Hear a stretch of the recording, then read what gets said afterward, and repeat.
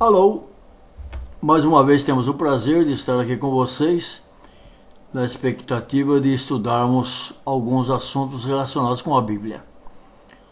Nós temos uma série de estudos chamados Verdades Bíblicas, onde nós encontramos 9 pontos muito importantes que merecem a nossa atenção. Então, a cada dia nós vamos estudar um desses pontos. O primeiro deles, Adão foi criado mortal, sujeito à imortalidade, caso fosse obediente. Na sequência, veremos santo significa viver em santidade, guardando os mandamentos de Deus e a fé de Jesus. O terceiro ponto seria a natureza pecaminosa ou carnal com a qual se nasce, na conversão é transformado em natureza espiritual. O quarto item, a natureza carnal ou pecaminosa, também chamada de velho homem, morreu crucificada e foi sepultada. O quinto ponto é Jesus nos liberta do pecado verdadeiramente, e pela sua graça e misericórdia deixamos de ser pecadores. O sexto ponto fala sobre Paulo em Romanos 7, versos 15 a 24, se referindo ao período de sua vida quando ele ainda não era convertido. O sétimo ponto seria a natureza espiritual não convive simultaneamente com a natureza pecaminosa. O oitavo, a Igreja de Deus não é hospital. E finalmente o nono ponto fala sobre impecabilidade. Hoje vamos começar falando sobre a questão de Adão. Adão foi criado mortal, sujeito à imortalidade caso fosse obediente. No início desse velho mundo, quando ainda não havia sido criado o homem, apenas os elementos necessários à sua vida, Deus, a partir do pó da terra, modelou um boneco e soprou em suas narinas o fôlego de vida. E assim, esse boneco tornou-se um ser vivo, ou seja, uma alma vivente. Como Deus já havia formado o Jardim do Éden, local apropriado para que o homem pudesse desenvolver a sua vida, ele levou o homem recém-criado e o colocou no jardim para que ele pudesse cultivar o solo e mantivesse tudo em ordem. E Deus ordenou ao homem: você tem permissão para comer de qualquer árvore do jardim, menos da árvore do conhecimento do bem e do mal. Dessa não poderá comer. No momento em que comer dessa árvore, você morrerá.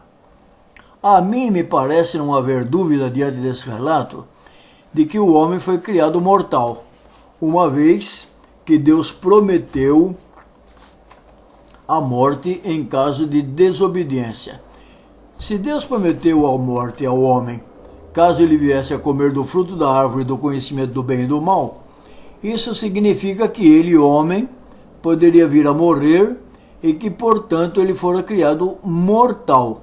Em outras palavras, sujeito à morte, pois só está sujeito à morte quem é mortal. No entanto, as igrejas ensinam que o homem foi criado imortal e que perdeu a imortalidade por ter desobedecido a ordem expressa de Deus para que não comesse do fruto da árvore do conhecimento do bem e do mal. Afinal, o homem foi criado mortal, como parece pelo texto bíblico, ou foi criado imortal, como é ensinado pelas igrejas? Em primeiro lugar, vamos verificar o que significa a palavra imortal nos dicionários. Imortal, que não morre, eterno, que não tem fim. Se nós acreditarmos no que nos informa o dicionário, vamos chegar à conclusão de que imortal significa que não haveria possibilidade de o homem vir a morrer, mesmo em caso de desobediência, pois ele era eterno, não teria fim. Ainda mais, se acreditarmos no que diz o dicionário a respeito de imortal, chegaremos à conclusão de que Deus estava mentindo quando prometeu a morte ao homem, uma vez que ele mesmo havia criado o homem imortal, portanto não sujeito à morte, e que ele, Deus, estava prometendo algo que ele não poderia cumprir. Mas o que diz a Bíblia sobre o caráter de Deus? Lá em Tito 1, verso 2, diz assim: na esperança da vida eterna, que o Deus que não pode mentir prometeu, antes dos tempos eternos.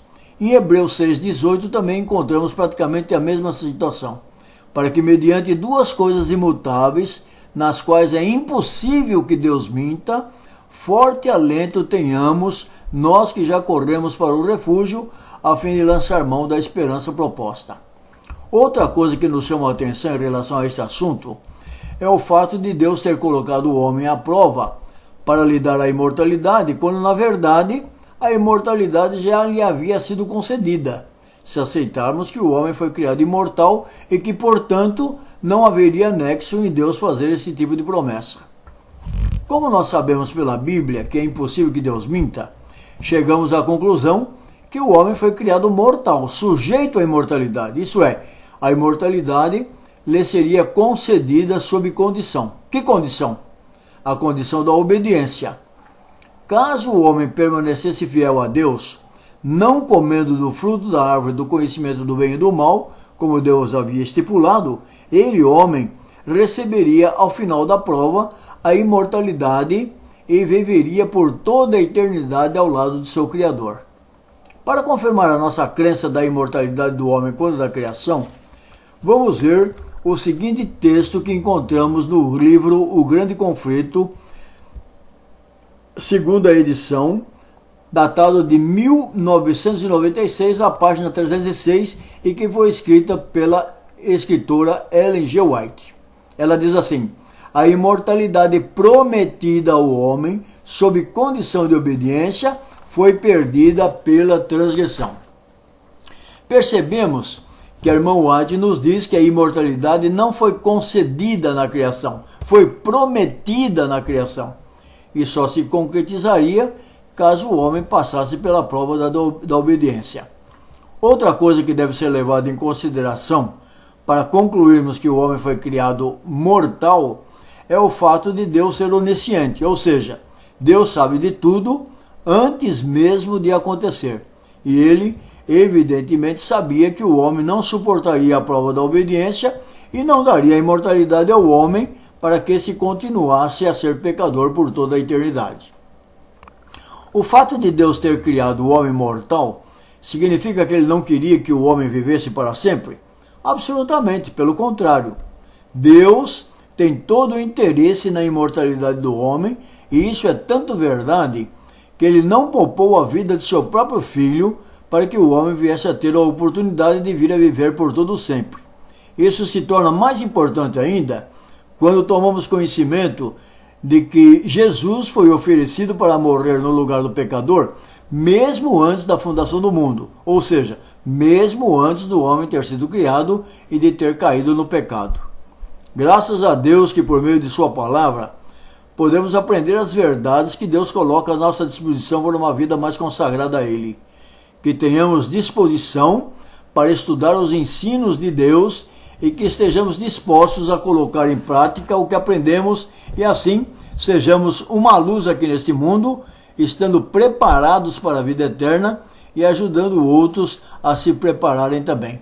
Na próxima oportunidade, quando estivermos aqui novamente, nós vamos estudar sobre a palavra santo. Santo significa viver em santidade, guardando os mandamentos de Deus e a fé de Jesus.